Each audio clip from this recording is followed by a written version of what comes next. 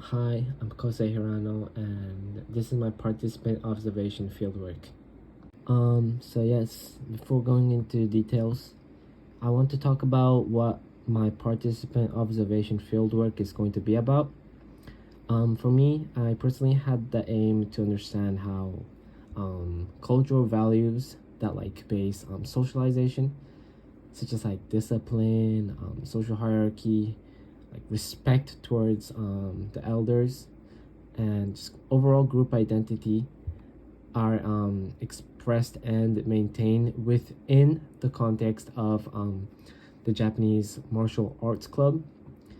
So where my field work is going to be, it's going to take part in the martial arts dojo at the Doshisha University, and in the Kyotanabe campus, which is also famously known for its sporting facilities. For what is, as I mentioned earlier, it is a participant observation of the training, routines, rituals, and just the social interactions that can be seen among the teammates and Japanese martial arts club members. And yeah, I'll be focusing on how discipline, social hierarchy, and values are seen within these clubs member and clubs daily practices, while comparing them to the theme of tradition and Japanese culture. And when I did my fieldwork, it was during May, and this is where they had an important tournament. And I thought at first I might be a burden, since it is also an important time period for them too. But since I really wanted to learn more in depth, especially during an important week, I got permission to be in the same dojo, which I believe was an privilege and an exception. And since I got to see their special practices, both extending themselves physically and mentally, which isn't seen in normal practices, and that can be only, of course, be seen in this important period.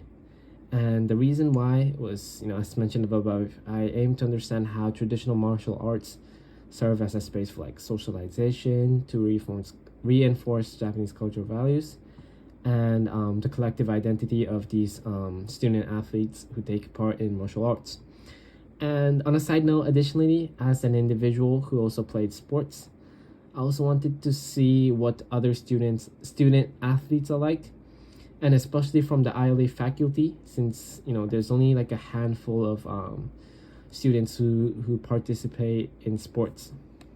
And yeah, though there is a criteria that mentions that quote unquote it is not familiar to you, I can say that this sport itself isn't familiar, since it was my first time stepping into a dojo, first time learning about the sports, and first time watching the sports also.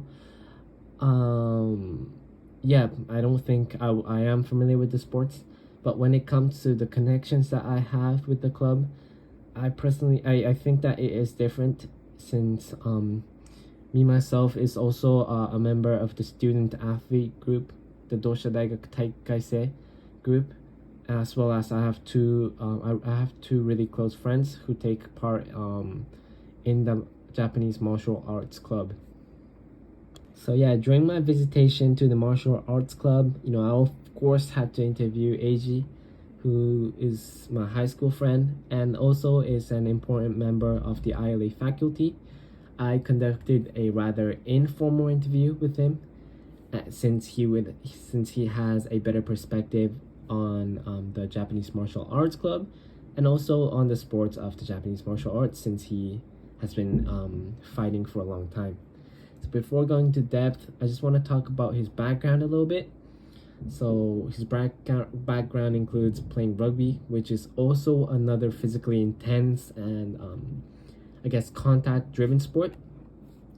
And when interviewing him, I could understand that he has strong intrinsic attraction towards these combat sports, And yeah, when asking questions, interestingly, like one of the reasons that he joined the martial arts club was due to its accessibility. Like if you put the right gear on, you could just go straight into fighting. And yeah, I understood like his motivations of fighting runs deep inside of him. And yeah, when talking to him, he cited George St. Pierre, who is a global MMA figure, as his key influence during his teenage year, describing how watching him fight, quote unquote, lit something up in his heart. And yeah, this shows that like how globalized sports figure such as George St. Pierre could like shape personal identity and aspirations. And yeah, however, when he also mentioned that he expressed appreciation for the Japanese martial arts club, since he was able to learn values such as discipline and a better understanding of the Japanese social hierarchy system.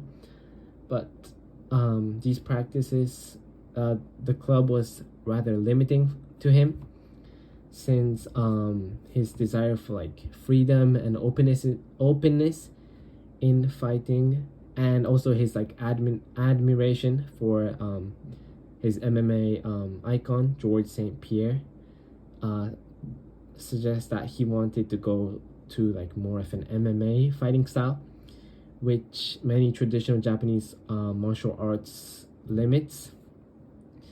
And yeah, I learned that now that he isn't in a transitional phase.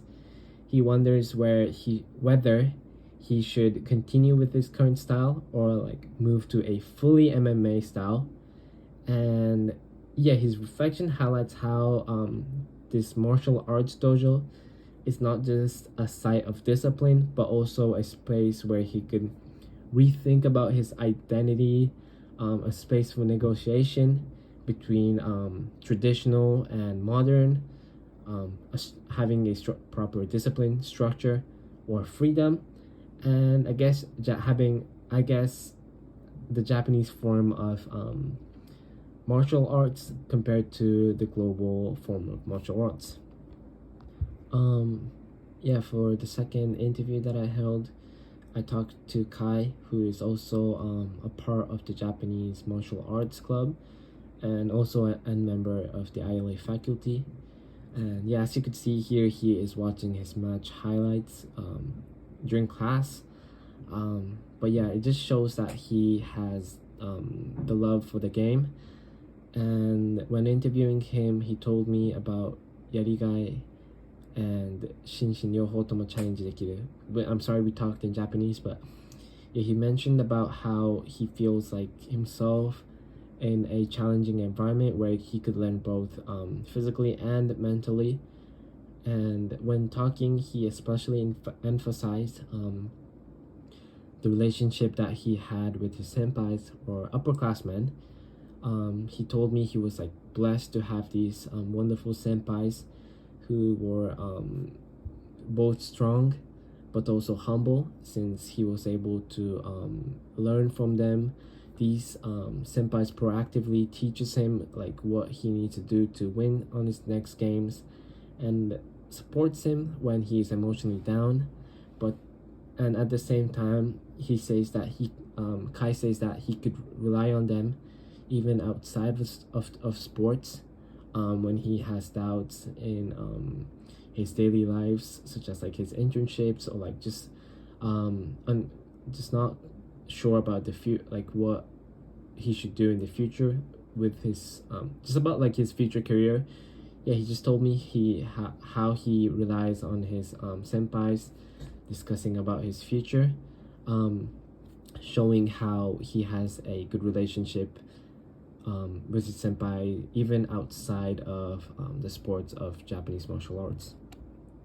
So yeah, in conclusion, through observing the daily trainings, routines, and social interactions within the Japanese martial arts club, it's just clear that the dojo just functions more than just a site of where these Japanese martial arts members practice, and it's just a I feel like it's a place where both mental and physical discipline could be seen.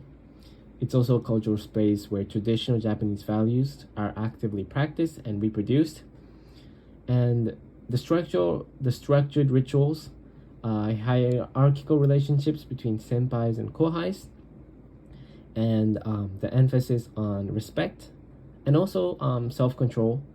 I feel like all of them reflect broader societal norms that is heavily influential and could be also seen outside of the club. And yeah, that's about it. Thank you for listening.